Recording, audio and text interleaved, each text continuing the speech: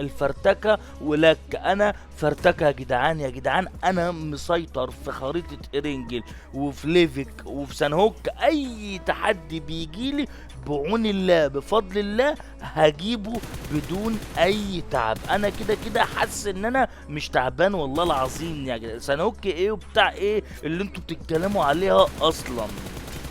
انت عارف المتعة فين؟ المتعة ان انا اول مرة يجيلي تحدي هنا وجبته، اول مرة يجيلي تحدي هنا وجبته. بص يا ابو الصحاب، احلى حاجة فيا ككفرتكة لما باجي العب كذا مرة قلت لك انا بلعب بدماغ قبل ما اعرف الخصم اللي قدام مني ايه. يا جدعان انا عارف ان سيرفر المختلط ده الناس ماسكه فريمات، وانا معايا 120 فريم، بس هما بيبقى احدث مني بمليون مره. بس على مين؟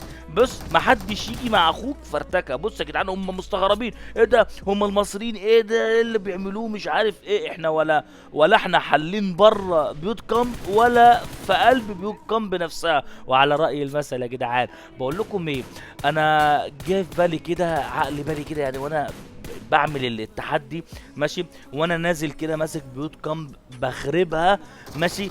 كان في واحد والله العظيم انا بعزه اللي هو بيقول لك ولا احنا حطينا بلاط بيوت كامب. بقول لك ايه، هم حطوه واحنا اللي نزلنا بقى خربنا ومحرنا ومش عارف ايه وكسرنا من تاني. هما بقى يجوا يحطوه من تاني البلاط ده. يا جدعان بجد بجد بجد كانت ايام زمان ديت بابجي حاجة تانية جدا جدا، ودلوقتي اتطورت اكتر واكتر.